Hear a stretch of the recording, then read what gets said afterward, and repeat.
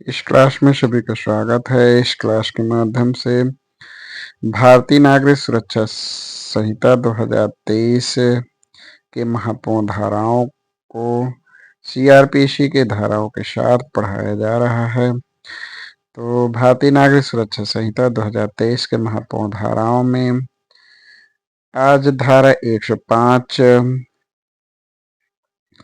यह प्रावधान भारतीय नागरिक सुरक्षा संहिता में नया है, सीआरपीसी में नहीं था। यानी धारा 105 यानी भारतीय नागरिक सुरक्षा संहिता की धारा 105 श्रव्य दृश्य इलेक्ट्रॉनिक साधनों के माध्यम से तलाशी और अभिग्रहण को अभिलिखित करना।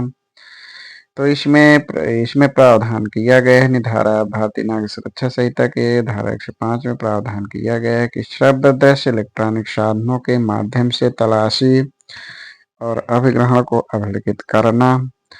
तो इस पुलिस अधिकारी विलंब किए बिना यथास्थित जिला मजिस्ट्रेट, उपखंड मजिस्ट्रेट या प्रथम वर्ग न्यायिक मजिस्ट्रेट को ऐसे अभिलेखन को भेजेगा। भारतीय नागरिक सुरक्षा संहिता की धारा 106, सीआरपीसी की धारा 102 कुछ संपत्ति को अवग्रहित करने की पुलिस अधिकारी की शक्ति। तो भारतीय नागरिक सुरक्षा संहिता की धारा 106 कुछ संपत्ति को अभिगृहित करने की पुलिस अधिकारी की शक्ति के विषय में प्रावधान किए गए हैं। तो इसके उपधारा 1 में प्रावधान किया गया कि जिसके बारे में उपधारा 1 के अनुसार जिसके बारे में अभिकथन है, संदेह है कि वह चुराई हुई है या ऐसी परिस्थितियों में पाई जाती है जिनसे किसी अपराध के किए जाने का संदेह है, तो इसे अवगृहित करने का पुलिस अधिकारी की शक्ति है। भारतीय नागरिक सुरक्षा संहिता की धारा 107 सीआरपीसी में नहीं था। तो भारतीय नागरिक सुरक्षा संहिता की धारा 107 संपत्ति की कुर्की, जब्ती या वापसी। तो भारतीय नागरिक सुरक्षा संहिता की धारा 107 में संपत्ति की कुर्की, जब्ती या वापसी के संबंध में प्रावधान किया गया है। तो इसके उपधारा 2 में है कि कारण बताओ नोटिस में निर्दिष्ट समय 14 दिन के भीतर समय होगा। आदेश इसके उपधारा 6 में है कि आदेश प्राप्ति पर जिला मजिस्ट्रेट 60 दिन की अवधि के भीतर अपराध के आगमों को या तो स्वयं या अपने अधीनस्थ किसी अधिकारी को वितरण करने के लिए प्राधिकृत करेगा। भारतीय नागरिक सुरक्षा संहिता की धारा 108 और सीआरपीसी की धारा 103 मजिस्ट्रेट अपनी उपस्थिति में तलाशी लिए जाने का निर्देश दे सकता है। तो भारतीय नागरिक सुरक्षा संहिता की धारा 108 में मजिस्ट्रेट अपनी उपस्थिति में तलाशी लिए जाने का निर्देश दे सकता है। इस विषय में प्रावधान किए गए हैं। भारतीय नागरिक सुरक्षा संहिता की धारा 109, सीआरपीसी की धारा 104 प्रस्तुत किए गए दस्तावेज आदि को परिबद्ध करने की शक्ति। तो भारतीय नागरिक सुरक्षा संहिता की धारा 109 में प्रस्तुत किए गए दस्तावेज आदि को परिबद्ध करने की शक्ति के विषय में प्रावधान किए गए हैं। भारतीय नागरिक सुरक्षा संहिता की धारा 110 व सीआरपीसी की धारा 105 आदेशिकाओं के बारे में व्यतिकारी व्यवस्था। तो भारतीय नागरिक सुरक्षा संहिता की धारा 110 में आदेशिकाओं के बारे में व्यतिकारी व्यवस्था के विषय में प्रावधान किया गया है। भारतीय नागरिक सुरक्षा संहिता की धारा 8 कुछ मामलों में सहायता के लिए व्यतिकारी व्यवस्था और संपत्ति की कुर्की तथा जब्ती के लिए प्रक्रिया। तो भारतीय नागरिक सुरक्षा संहिता की धारा 8 में कुछ मामलों में सहायता के लिए व्यतिकारी व्यवस्था और संपत्ति की कुर्की तथा जब्ती के लिए प्रक्रिया के विषय में प्रावधान है। कुछ मामलों में सहायता के लिए व्यतिकारी व्यवस्था और संपत्ति की कुर्की तथा जब्ती के लिए प्रक्रिया का जो प्रावधान था वो सीआरपीसी के अध्याय 7 क में था। भारतीय नागरिक सुरक्षा संहिता के अध्याय 8 में धारा 111 से धारा 124 तक के धाराएं हैं। सीआरपीसी की धारा 107 में धारा 105 से 105 क से 105 ठ तक के प्रावधान थे। तो भारतीय नागरिक सुरक्षा संहिता की धारा 111 और सीआरपीसी की धारा 105 का इसमें परिभाषाएं हैं। तो भारतीय नागरिक सुरक्षा संहिता 2023 की धारा 111 में परिभाषाएं हैं। इस 111 के खंडका व सीआरपीसी की धारा 105 का में इसमें संविधाकारी राज्य की परिभाषा दिया गया है, यानी संविधाकारी राज्य।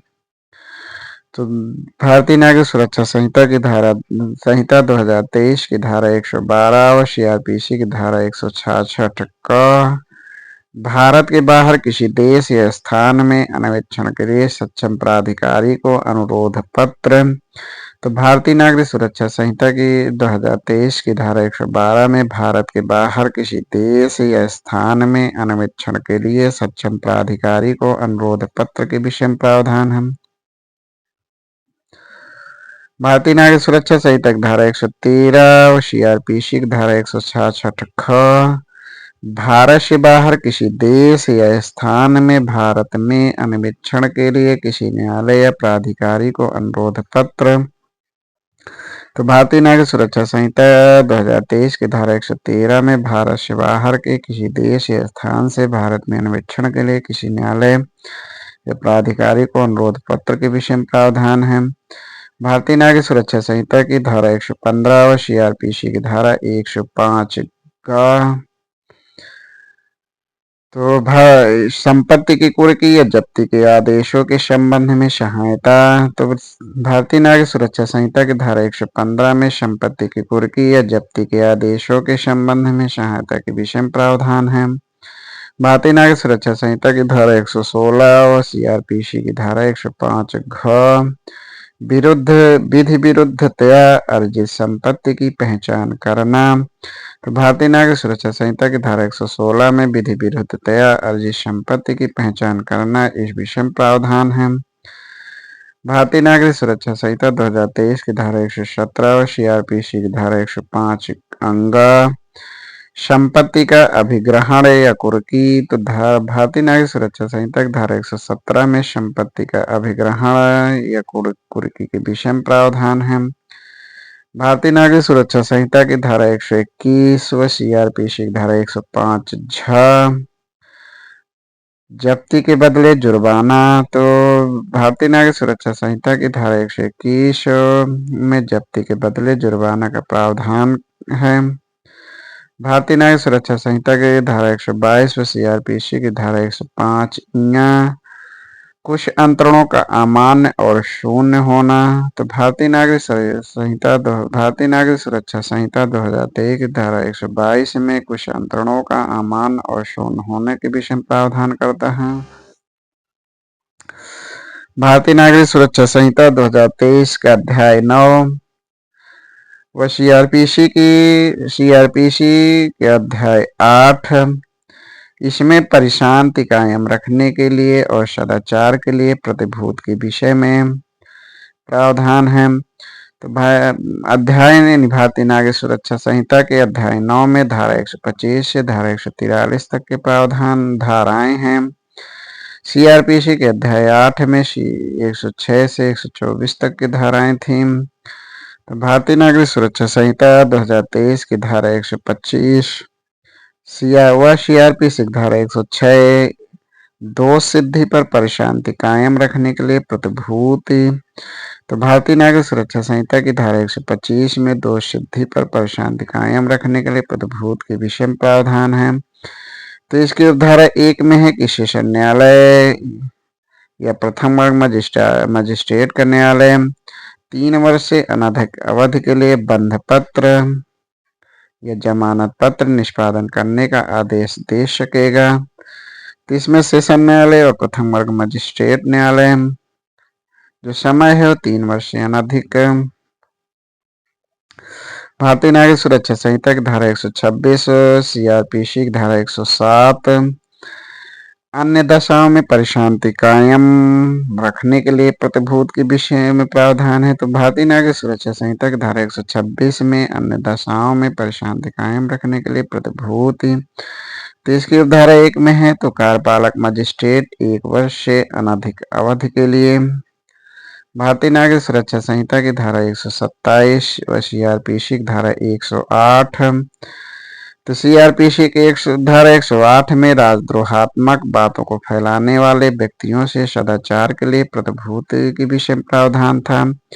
भारतीय नागरिक सुरक्षा संहिता की धारा 127 में कतिपय बातों को फैलाने वाले व्यक्तियों के से सदाचार के लिए प्रतिभूत यानी कतिपय बातों को फैलाने वाले व्यक्तियों से सदाचार के लिए प्रतिभूत की विषय प्रावधान है। तो इसकी यानी धारा 127 के धारा 1 में प्रावधान के अनुसार है कार्यपालक मजिस्ट्रेट 1 वर्ष से अनधिक अवधि के लिए। धारा 128 यानी भारतीय नागरिक सुरक्षा संहिता की धारा 128 व सीआरपीसी की धारा 109 संदिग्ध व्यक्तियों से सदाचार के लिए प्रतिभूति। तो भारतीय नागरिक सुरक्षा संहिता 2023 की धारा 128 संदिग्ध व्यक्तियों से सदाचार के लिए प्रतिभूत की विषय प्रावधान है। तो इसमें प्रावधान है कि कार्यपालक मजिस्ट्रेट 1 वर्ष से अनधिक अवधि के लिए। भारतीय नागरिक सुरक्षा संहिता की धारा 129 व सीआरपीसी की धारा 110 अभ्यासिक अपराधियों से सदाचार के लिए प्रतिभूति। तो भारतीय नागरिक सुरक्षा संहिता की धारा 129 अभ्यासिक अपराधियों से सदाचार के लिए प्रतिभूति के विषय प्रावधान है। तो इसमें कार्यपालक मजिस्ट्रेट 3 वर्ष से अनधिक अवधि के लिए। धारा 130 यानी भारतीय नागरिक सुरक्षा संहिता की धारा 130 सीआरपीसी की धारा 111 आदेश का दिया जाना। तो भारतीय नागरिक सुरक्षा संहिता की धारा 130 में आदेश का दिए जाने के विषय में प्रावधान है। तो आदेश लिखित रूप में दिया जाएगा। धारा 132 यानी भारतीय नागरिक सुरक्षा संहिता की धारा 132 सीआरपीसी की धारा 113 ऐसे व्यक्ति के बारे में समन या वारंट जो उपस्थित नहीं है। तो भारतीय नागरिक सुरक्षा संहिता की धारा 132 ऐसे व्यक्तियों के बारे में समन या वारंट जो उपस्थित नहीं है। तो समन जो व्यक्ति न्यायालय में उपस्थित नहीं है और वारंट जो व्यक्ति अभिरक्षा में है, तब ऐसे अधिकारी को उस न्यायालय के समक्ष लाने के लिए वारंट जारी होगा। भारतीय नागरिक सुरक्षा संहिता की धारा 134 व सीआरपीसी की धारा 115। तो भारतीय नागरिक सुरक्षा संहिता की धारा 134 व सीआरपीसी की धारा 115 वैयक्तिक उपस्थिति में अभिमुक्ति देने की शक्ति। तो भारतीय नागरिक सुरक्षा संहिता की धारा 134 वैयक्तिक उपस्थिति से अभिमुक्ति देने की शक्ति। तो मजिस्ट्रेट पर्याप्त कारण दिखाई देने पर। भारतीय नागरिक सुरक्षा संहिता 2023 की धारा 135 सीआरपीसी की धारा 116। तो भारतीय नागरिक सुरक्षा संहिता की धारा 135 सीआरपीसी की धारा 116 सूचना की सच्चाई के बारे में जांच। तो भारतीय नागरिक सुरक्षा संहिता 2023 की धारा 135 सूचना की सच्चाई के बारे में जांच से। तो इस धारा की 135 के उपधारा 6 में है कि जांच की अवधि आरंभ की तारीख से 6 मास के भीतर, परंतु ऐसी जांच के लंबित रहने के दौरान कोई व्यक्ति निरुद्ध रखा गया है, वहां उस व्यक्ति के विरुद्ध कार्यवाही यदि पहले ही समाप्त नहीं हो जाती तो ऐसे निरोध की 6 मास की अवधि की समाप्ति पर समाप्त हो जाएगी।